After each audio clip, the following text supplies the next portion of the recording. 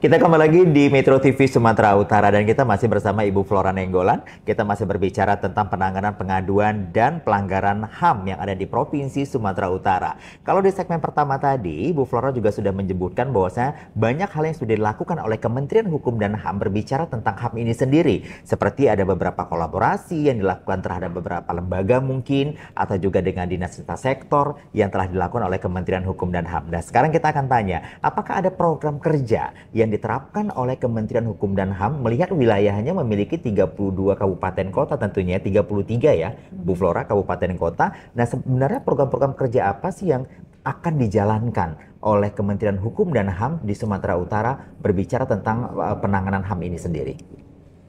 Kalau berbicara program, Bang Jaki, sebenarnya tidak ada ditargetkan ya untuk 1 atau 2 kabupaten di Sumatera Utara, tidak seperti itu ya. Jadi ini perlakuannya sama untuk masyarakat di seluruh ataupun di 33 kabupaten kota. Tentunya itu bagi masyarakat apabila ada permasalahan dugaan permasalahan pelanggaran HAM itu disilakan. Dan kita pastikan kita sangat siap tentu memfasilitasi sampai tuntas tentu sesuai dengan ketentuan peraturan perundang-undangan di kita. Jadi kalau bicara program harus di daerah ini, kalau target kita tentu sama di 33 kabupaten kota itu harus meminimalisir terjadinya dugaan pelanggaran HAM seperti itu.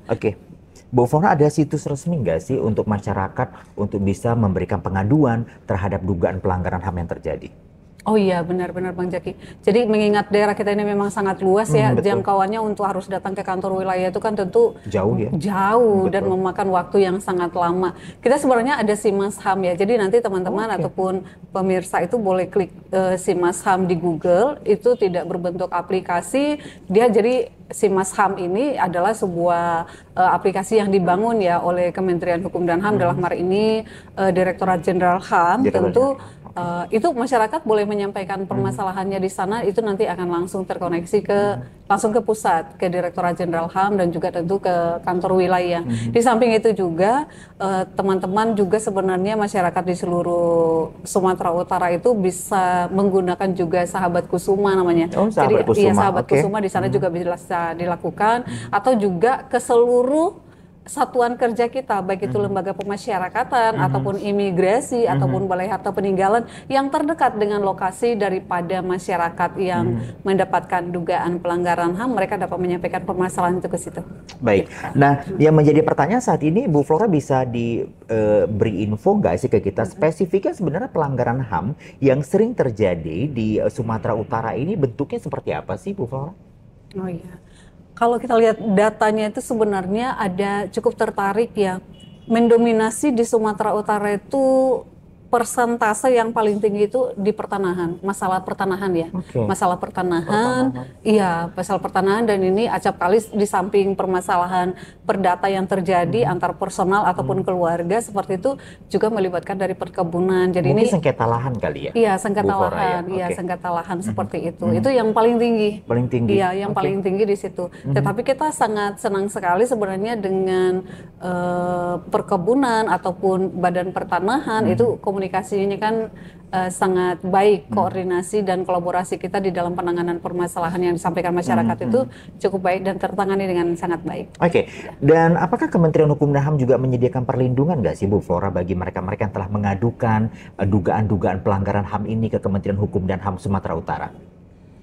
Perlindungan itu tentu ada 5 HAM sebenarnya ya, baik itu perlindungan, pemenuhan, penghormatan, pemajuan, dan juga di penegakan hak asasi manusia itu menjadi sebuah kewajiban bagi negara, khususnya pemerintah. Dan ini tentu dalam hal ini Kementerian Hukum dan HAM Sumatera Utara tentu ikut serta di dalam pemenuhan hak-hak tersebut. Jadi kalau terkait dengan tata caranya itu disesuaikan dengan ketentuan perundang-undangan di dalam pelaksanaan penanganan pengaduan tersebut. Seperti itu. Nah, untuk mekanisme pelaporan, jadi kan masyarakat juga perlu tahu nih, Bu Flora ya. Jadi kalau memang apakah Kementerian Hukum dan HAM ini menerima juga laporan dari masyarakat, dan jika memang menerima, mekanisme sistem pelaporan yang bisa dilakukan masyarakat ini seperti apa? Apabila mereka terlibat atau juga melihat atau juga merasa terlibat dalam dugaan pelanggaran HAM itu sendiri.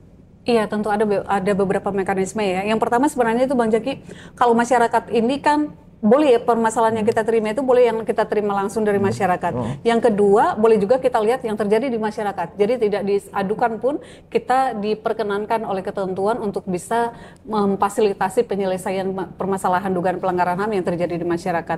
Jadi kalau masyarakat misalnya memberikan pelaporan itu, yang pertama harus tetap disampaikan itu adalah yang pertama itu tentu identitasnya ya, identitas si pelapor ini harus ada, kronologi singkatnya itu, kemudian data dukung terkait hal-hal yang disampaikan di dalam surat ataupun permasalahan yang disampaikan ini, lalu harapannya itu apa, kira-kira seperti itu. Jadi sederhana sebenarnya. Jadi itu juga tidak harus diketik. Boleh tulisan tangan kita terima juga seperti itu. Masyarakat kan tidak paham apakah ini pelanggaran HAM atau pelanggaran hukum. Jadi masyarakat sebenarnya tidak perlu khawatir apapun permasalahan itu yang menurut masyarakat ataupun menurut pemahaman masyarakat itu masuk di dalam dugaan pelanggaran HAM, boleh disilakan untuk menyampaikan ke kita, nanti kita akan bantu. Kita akan bantu di surat kita itu misalnya nih, ternyata itu permasalahan hukum gitu kan, bukan permasalahan HAM. Nah, kita akan bantu, kita tahu akan kita balas bahwasanya permasalahan ini tidak merupakan ranah kewenangan kita, tetapi berdasarkan undang-undang ataupun ketentuan ABC, kita sesuaikan dengan tema yang dia sampaikan itu, kita sampaikan bunyinya, seyogyanya itu disarankan kemana, seperti itu. Berarti kan Kementerian Hukum dan HAM ini juga sangat memberikan saran, juga menyambut sekali masyarakat yang barangkali yang tidak tahu memetakan sebenarnya ini alurnya kemana begitu ya Bu Flora ya. Dan saat ini apakah Helpdesk itu membantu nggak sih di Kanwilkumham bagi mereka barangkali yang ingin bertanya, mencari informasi tentang dugaan pelanggaran HAM ini sendiri?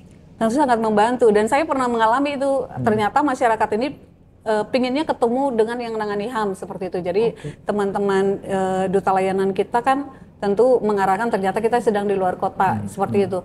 Itu juga kita sangat siap, itu bisa video call malah.